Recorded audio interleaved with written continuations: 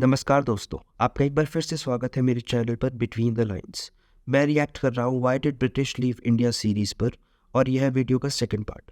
अब तक हमने देखा कि कैसे कांग्रेस ने क्विट इंडिया मूवमेंट की स्टार्टिंग करी इन द अर्ली 1940s और at the end of the first part हमने देखा कि नेताजी ने भी आकर के कांग्रेस की क्विट इंडिया मूवमेंट को ज्वाइन कर लिया है, इवन दो वो कम्प्लीटली एग्री नहीं करते थे गांधी जी के नॉन वायलेंस वाली टैक्टिक्स पर। तो बिना टाइम वेस्ट करे स्टार्ट करते हैं part 2 of this video. Let's jump in. Mahatma Gandhi के कुछ चंद शब्दों ने इस हद तक लोगों को इंस्पायर किया कि आप सोच भी नहीं सकते। इसने सुभाष चंद्र बोस को मेंशन किया, बट एक इम्पॉर्टेंट चीज़ नहीं मेंशन करी। वो ये था कि सुभाष चंद्र बोस का एक कम्प्लीटली डिफरेंट टेंजेंट से क्विट इंडिया मूवमेंट में कंट्रीब्यूशन था, और वो ये था कि during world war 2 he was active outside of India in gathering up an army. ऐसे ही उन्होंने एक आज़ाद हिंद फौज बनाई थी। ध्रुव राठी ने यहाँ पे मेंशन किया आज़ाद हिंद रेडियो के बारे में। तो ऐसे ही एक फ़ौज थी, तो वो चाहते थे कि वो एक कम्प्लीटली इंडिपेंडेंट आर्मी को खड़ा कर सकें ब्रिटिश के अगेंस्ट। तो जब वर्ल्ड वॉर 2 में उन्हें लगा कि अब स्ट्राइक कर सकते हैं, हम अब अटैक कर सकते हैं ब्रिटिश के सोल्जर्स पर, बिकॉज अभी वो थोड़े वीक हैं, तो उसी मोमेंट पे उन्होंने अटैक किया था। He lost, his soldiers were arrested, and what happened next is they were brought to India for a public trial. Now British completely miscalculated their next move. उन्होंने क्या किया कि they wanted to give an example to the people कि this will happen if you rise against Britain. तो जो उनका sentence था, it was already decided that they will be hanged, but उनके ट्रायल को काफ़ी पब्लिक बनाया गया था so that people will see के and people will fear कि we cannot rise against British. But it completely backfired, और उन ट्रायल को देख करके people realized कि the people are actually willing to pick up arms and fight against the British for their freedom. तो लोग सड़कों पर प्रोटेस्ट करने आ गए। Dhruv Rathee mentioned just now कि ऐसे भी लोग थे जो सड़कों पे प्रोटेस्ट कर रहे, तो वो यही लोग थे। उन्होंने देखा कि पब्लिक ट्रायल्स हो रहे हैं इन लोगों के, and we have to support them, we have to save them from being executed just because they were fighting for the freedom of Indian people. तो now this movement got completely out of control, and that is what ultimately pushed Britain out of India according to some alternate theories. Let's see if Dhruv Rathi mentions or any of this. Matangini Hazra Bengal presidency में रहने वाली एक 72 साल की औरत थी। इन्हें बंगाली में गांधी बुरी कहा जाता है, जिसका मतलब है बूढ़ी गांधी। 29 सितंबर 1942 अपने डिस्ट्रिक्ट में ये 6000 लोगों की रैली लीड कर रही थी। इनका प्लान था सब लोगों के साथ मिलकर वहां के तामलुक पुलिस स्टेशन पर तिरंगा लहराया जाए और उस पुलिस स्टेशन को कब्जे में कर लिया जाए। जितनी उनकी उम्र थी उससे ज्यादा उनमें साहस था। पुलिस की धमकियों के बावजूद भी वो रुकी नहीं।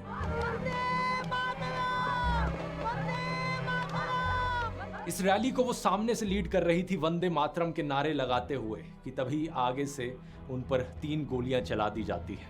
गोलियां लगते हुए भी उनके मुंह से वंदे मातरम निकले जा रहा था और वो नीचे गिर जाती हैं अपने हाथ में तिरंगा लिए। आजादी के 30 साल बाद 1977 में हजरा वो पहली। यह क्लिप किसी मूवी की लग रही है, अगर आपको पता है तो प्लीज़ मुझे मैसेज करके या फिर कमेंट करके बताइए कौन सी मूवी की है ये clip.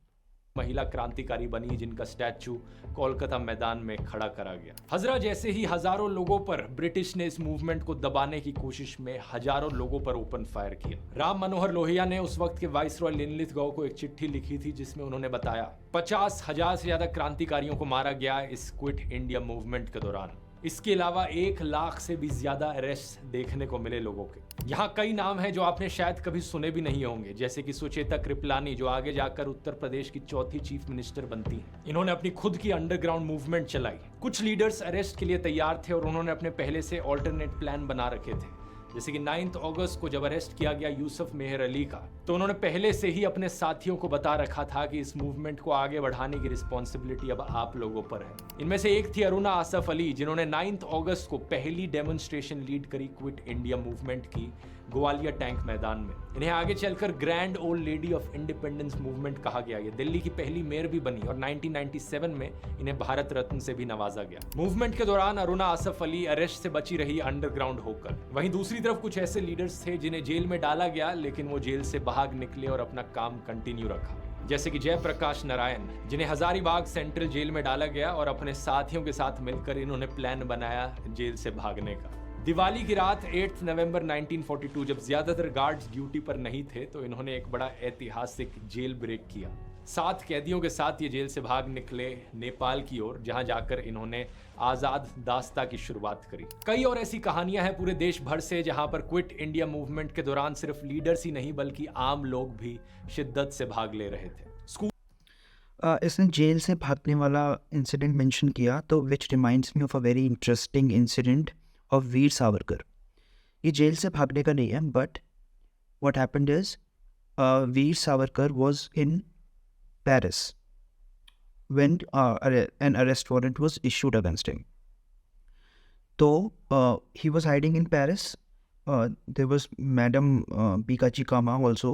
She was supporting him, and she also lived there.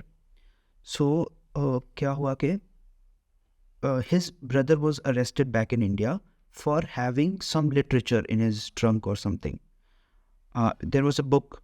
Veer Savarkar ने कोई किताब लिखी थी जो लोगों में मैसेज भेजने के लिए, लोगों तक जागरूकता पहुंचाने के लिए काम आनी थी।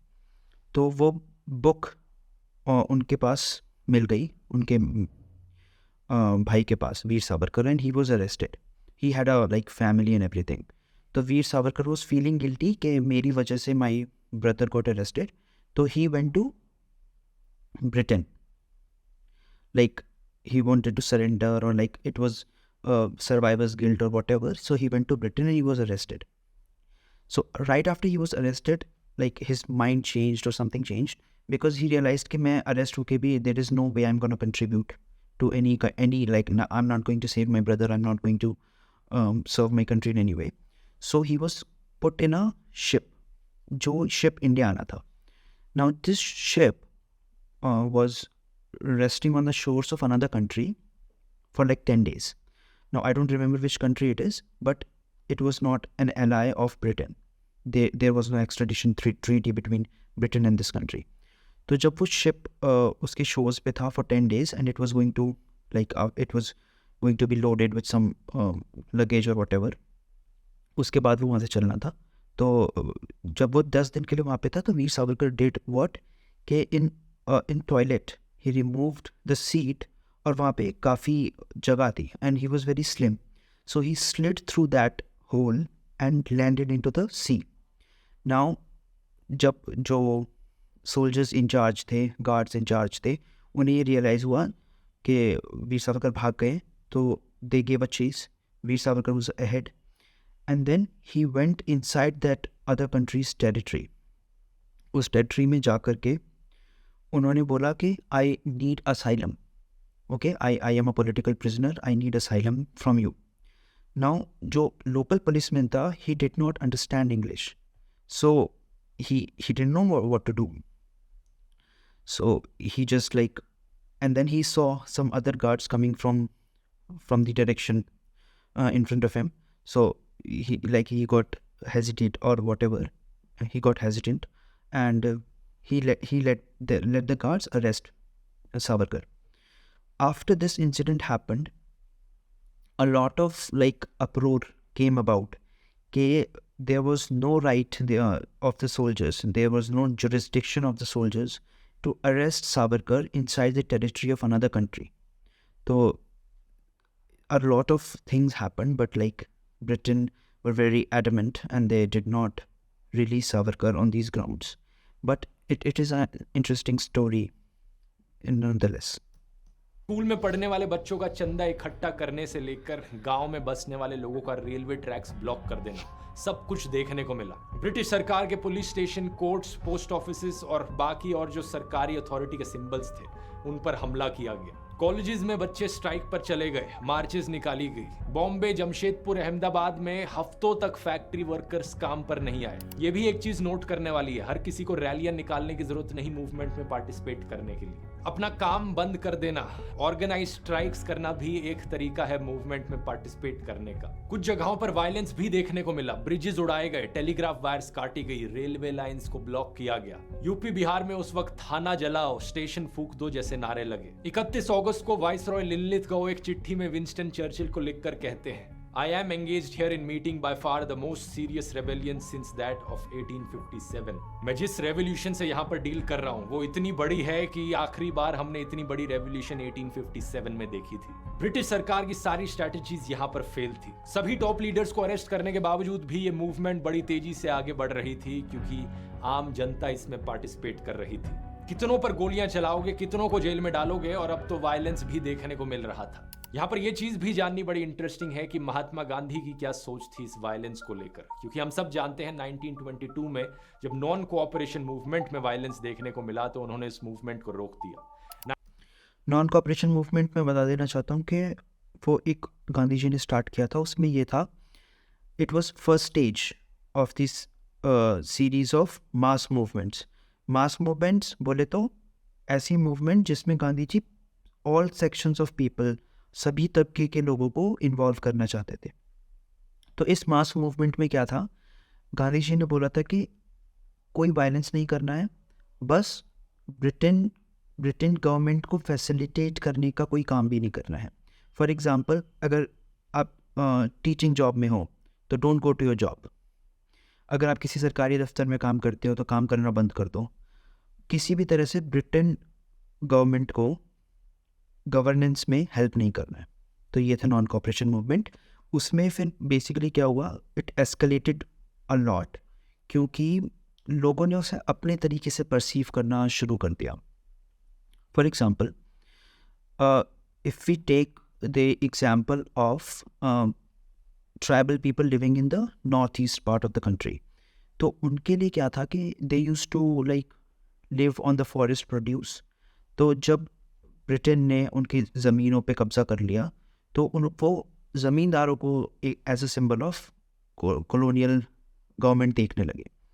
तो जब ये नॉन कोऑपरेशन मूवमेंट हुआ तो ये उन लोगों में ये रूमर फैल गया कि गांधी जी सबकी ज़मीनें वापस करवा देंगे, सबको वापस अब ज़मींदार खुद मालिक बन जाएंगे अपनी ज़मीनों के। तो उन्होंने ज़मींदारों के अगेंस्ट वायलेंस करना शुरू कर दिया, वायलेंस, तो जिसके अगेंस्ट गांधी जी बिल्कुल थे, like there shouldn't be any violence. और फिर एक चौरा चौरी कांड हुआ था, I think it was in this moment only, जिसमें थाने वगैरह को, पुलिस वालों को, पुलिस स्टेशन को जला दिया गया था। So that is when he called off the movement. इसके बाद जो नेक्स्ट स्टेप था वो था सिविल डिसोबीडियंस। तो अभी तक सिर्फ हम नॉन कोऑपरेट कर रहे थे, यानी कि उनकी हेल्प नहीं कर रहे थे।